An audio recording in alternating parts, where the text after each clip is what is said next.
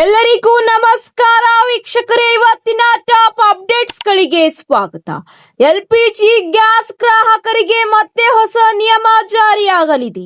ಇದರ ಜೊತೆಗೆ ಸಾಮಾಜಿಕ ಭದ್ರತಾ ಪಿಂಚಣಿ ಯೋಜನೆಯ ಅಡಿಯಲ್ಲಿ ಮರು ಪರಿಶೀಲನೆ ಆರಂಭ.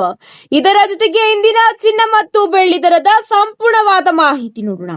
ತಪ್ಪದೇ ಒಂದು ಮಾಹಿತಿನ ಪೂರ್ತಿಯಾಗಿ ನೋಡಿ. ಮಾಹಿತಿ ಇಷ್ಟವಾದಲ್ಲಿ ಲೈಕ್ ಮತ್ತು ಶೇರ್ ಮಾಡುವುದನ್ನು ಕೂಡ ಮರೆಯಬೇಡಿ. ಹಾಗಾದ್ರೆ ಬನ್ನಿ ವೀಕ್ಷಕರೇ, ಮೊದಲನೆಯ ಒಂದು ಟಾಪ್ ಸುದ್ದಿ ಏನೆಂದು ನೋಡೋಣ. ದೇಶದ ಪ್ರತಿಯೊಂದು ಮನೆಯಲ್ಲೂ ಎಲ್ಪಿಜಿ ಗ್ಯಾಸ್ ಸಿಲಿಂಡರ್ ಬಳಕೆ ಸಾಮಾನ್ಯವಾಗಿದೆ. ಹಾಗಾದ್ರೆ ನಾಳೆಯಿಂದ ಸಿಲಿಂಡರ್ಗೆ ಸಂಬಂಧಿಸಿದಂತೆ ಹೊಸ ನಿಯಮಗಳು ಜಾರಿ ಬರಲಿವೆ. ಆ ಒಂದು ಬದಲಾವಣೆ ಮತ್ತು ಹೊಸ ನಿಯಮಗಳ ಸಂಪೂರ್ಣವಾದ ವಿವರ ನೋಡೋಣ ಬನ್ನಿ ಸ್ನೇಹಿತರೆ. ಪ್ರತಿ ತಿಂಗಳು 1ನೇ ತಾರೀಕಿನಂದು ತೈಲ ಕಂಪನಿಗಳು ಹೊಸ ಸಿಲಿಂಡರ್ ದರಗಳನ್ನು ಪ್ರಕಟಿಸುತ್ತವೆ. ನಾಳೆ ಹೊಸ ಬೆಲೆಗಳು ಹೊರಬೀಳಲಿವೆ. ಜಾಗತಿಕ ಮಾರುಕಟ್ಟೆಯಲ್ಲಿ ಕಚ್ಚಾ ತೈಲದ ಬೆಲೆ ಜುಲೈ ತಿಂಗಳಲ್ಲಿ 40% ಏರಿಕೆಯಾಗಿದೆ. ಈ ಬಾರಿ ಸಿಲಿಂಡರ್ ಬೆಲೆ ಏರಿಕೆಯಾಗುವ ಸಾಧ್ಯತೆ ಹೆಚ್ಚಾಗಿದೆ. ಜುಲೈನಲ್ಲಿ ವಾಣಿಜ್ಯ ಸಿಲಿಂಡರ್ ಬೆಲೆ ಇಳಿಕೆಯಾಗಿದ್ದರೂ ಗೃಹ ಬಳಕೆ ಸಿಲಿಂಡರ್ ಬೆಲೆಯಲ್ಲಿ ಯಾವುದೇ ಬದಲಾವಣೆ ಆಗಿರಲಿಲ್ಲ.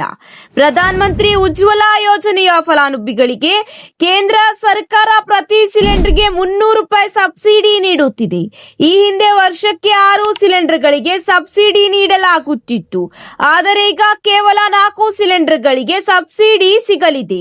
ಇನ್ನು ಮುಂದೆ ವರ್ಷಕ್ಕೆ ಕೇವಲ 4 ಸಿಲಿಂಡರ್ಗಳಿಗೆ ಮಾತ್ರ ಸಬ್ಸಿಡಿ ನಿಮ್ಮ ಬ್ಯಾಂಕ್ ಖಾತೆಗೆ ವರ್ಗಾವಣೆಯಾಗಲಿದೆ. ಆ ಮಿತಿ ಮೀರಿದರೆ ಪೂರ್ಣ ಪ್ರಮಾಣದ ಹಣ ಪಾವತಿಸಬೇಕಾಗುತ್ತದೆ.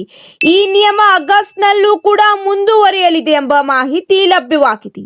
ಇದೇ ಅಷ್ಟೇ ಅಲ್ಲ, ಸಿಎನ್ಜಿ ಸೌಲಭ್ಯವಿರುವ ಪ್ರದೇಶದ ಗ್ರಾಹಕರು ಎಲ್ಪಿಜಿಯಿಂದ ಸಿಎನ್ಜಿಗೆ ಬದಲಾಗುವಂತೆ ಕೇಂದ್ರ ಸರ್ಕಾರ ಸೂಚಿಸಿದೆ. ಒಂದು ಕುಟುಂಬಕ್ಕೆ ಒಂದೇ ಸಂಪರ್ಕ ನಿಯಮದಂತೆ ಒಬ್ಬ ಗ್ರಾಹಕರು ಎಲ್ಪಿಜಿ ಅಥವಾ ಪಿಎನ್ಜಿ ಪೈಕಿ ಯಾವುದಾದರೂ ಒಂದನ್ನು ಮಾತ್ರ ಹೊಂದಿರಬೇಕು. 2 ಸಂಪರ್ಕಗಳನ್ನು ಒಟ್ಟಿಗೆ ಇಟ್ಟುಕೊಳ್ಳಲು ಅವಕಾಶ ನೀಡಿಲ್ಲ ಕೇಂದ್ರ ಸರ್ಕಾರ. ಒಂದು ವೇಳೆ 2 ಸಂಪರ್ಕಗಳನ್ನು ಹೊಂದಿದ್ದರೆ ಅವರ ವಿರುದ್ಧ ಕಠಿಣ ಕ್ರಮ ಕೈಗೊಳ್ಳಲಾಗುವುದು ಎಂಬ ಮಾಹಿತಿಯನ್ನು ಕೇಂದ್ರ ಸರ್ಕಾರ ತಿಳಿಸಿದೆ. ಇದರ ಜೊತೆಗೆ ಮುಂದಿನ ಒಂದು ಅಪ್ಡೇಟ್ ಏನೆಂದು ನೋಡೋಣ ಬನ್ನಿ ಸ್ನೇಹಿತರೆ. ವಿವಿಧ ಸಾಮಾಜಿಕ ಭದ್ರತಾ ಯೋಜನೆಗಳ ಅಡಿಯಲ್ಲಿ ಪಿಂಚಣಿ ಸ್ಥಗಿತಗೊಂಡಿರುವ ಫಲಾನುಭವಿಗಳು ಮರು ಪರಿಶೀಲನೆಗಾಗಿ ಸಲ್ಲಿಸಬೇಕಾದ ದಾಖಲಾತಿಗಳನ್ನು ಸಂಗ್ರಹಿಸುವುದು ದೊಡ್ಡ ಸವಾಲಾಗಿ ಈಗ ಪರಿಮಣಿಸಿದೆ. ರಾಜ್ಯದಲ್ಲಿ ಬರೋಬ್ಬರಿ 20 ಲಕ್ಷಕ್ಕಿಂತ ಅಧಿಕ ಮಂದಿಯನ್ನು ಸಾಮಾಜಿಕ ಭದ್ರತೆ ಮತ್ತು ಪಿಂಚಣಿ ಇಲಾಖೆಯು ಅನರ್ಹರೆಂದು ಗುರುತಿಸಿದೆ. ಫಲಾನುಭವಿಗಳ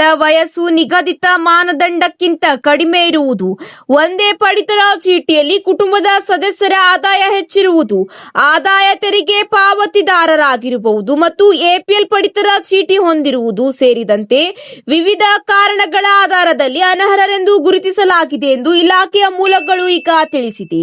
ಅನರ್ಹರ ಪಟ್ಟಿಯಲ್ಲಿರುವ ಫಲಾನುಭವಿಗಳು ಆಧಾರ್ ಕಾರ್ಡ್, ಪಡಿತರ ಚೀಟಿ, ಮತದಾರರ ಗುರುತಿನ ಚೀಟಿ, ಬ್ಯಾಂಕ್ ಪಾಸ್ಬುಕ್, ವಯಸ್ಸಿನ ದೃಢೀಕರಣ ಪತ್ರ, ವಾರ್ಷಿಕ 30,000ಕ್ಕಿಂತ ಕಡಿಮೆ ಆದಾಯ ಇರುವುದನ್ನು ದೃಢೀಕರಿಸುವ ಆದಾಯ ಪ್ರಮಾಣ ಪತ್ರ ಹಾಗೂ ಪಿಂಚಣಿ ಆದೇಶ ಪತ್ರವನ್ನು ಗ್ರಾಮ ಆಡಳಿತ ಅಧಿಕಾರಿಗಳಿಗೆ ಸಲ್ಲಿಸಬೇಕು.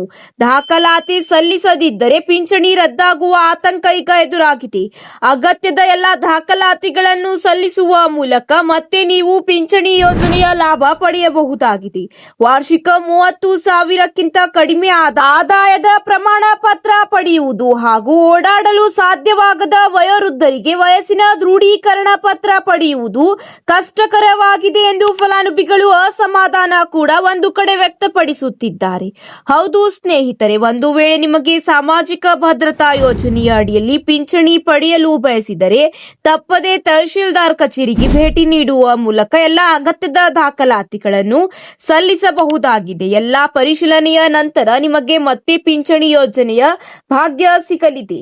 ಇದರ ಜೊತೆಗೆ ಮುಂದಿನ ಒಂದು ಅಪ್ಡೇಟ್ ಏನೆಂದು ನೋಡೋಣ ಬನ್ನಿ ಸ್ನೇಹಿತರೆ. ಕಳೆದ 4 ತಿಂಗಳಿಂದ ಚಿನ್ನದ ದರದಲ್ಲಿ ಭಾರಿ ಇಳಿಕೆಯಾಗಿದ್ದು ಬರೋಬ್ಬರಿ 3,140ರಷ್ಟು ಕುಸಿತ ಕಂಡಿದೆ. ಹಾಗಾದ್ರೆ ಇಂದಿನ ಚಿನ್ನ ಮತ್ತು ಬೆಳ್ಳಿ ದರದ ಸಂಪೂರ್ಣವಾದ ಮಾಹಿತಿ ನೋಡೋಣ. 22 ಕ್ಯಾರೆಟ್ ಚಿನ್ನದ ಬೆಲೆಯು ಪ್ರತಿ ಗ್ರಾಂಗೆ 13,255ಕ್ಕೆ ನಿಗದಿಯಾಗಿದೆ. ಇದೇ ವೇಳೆ 24 ಕ್ಯಾರೆಟ್ ಶುದ್ಧ ಚಿನ್ನದ ದರವು 14,460 ರೂಪಾಯಿಗೆ ತಲುಪಿದೆ. ಈ ದರಗಳು ದೈನಂದಿನ ವಹಿವಾಟುಗಳಲ್ಲಿ ಸಣ್ಣ ಪುಟ್ಟ ಬದಲಾವಣೆಗಳಿಗೆ ಒಳಪಡುತ್ತವೆ.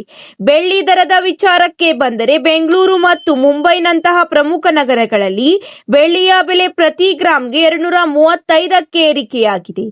ಇದು ಹಿಂದಿನ ದಿನಗಳಿಗೆ ಹೋಲಿಸಿದರೆ ತುಸು ಹೆಚ್ಚಳವನ್ನು ತೋರಿಸುತ್ತದೆ. ಇನ್ನು ಚೆನ್ನೈ ಸೇರಿದಂತೆ ಇತರೆ ಕೆಲವು ನಗರಗಳಲ್ಲಿ ಬೆಳ್ಳಿ ದರವು ಪ್ರತಿ ಗ್ರಾಂಗೆ 240 ರೂಪಾಯಿ ಮಟ್ಟದಲ್ಲಿದೆ. ದೇಶಾದ್ಯಂತ ಬೆಳ್ಳಿ ದರದಲ್ಲಿ ಹೆಚ್ಚು ಕಡಿಮೆ ಒಂದೇ ರೀತಿಯ ದರ ಚಾಲ್ತಿಯಲ್ಲಿದೆ.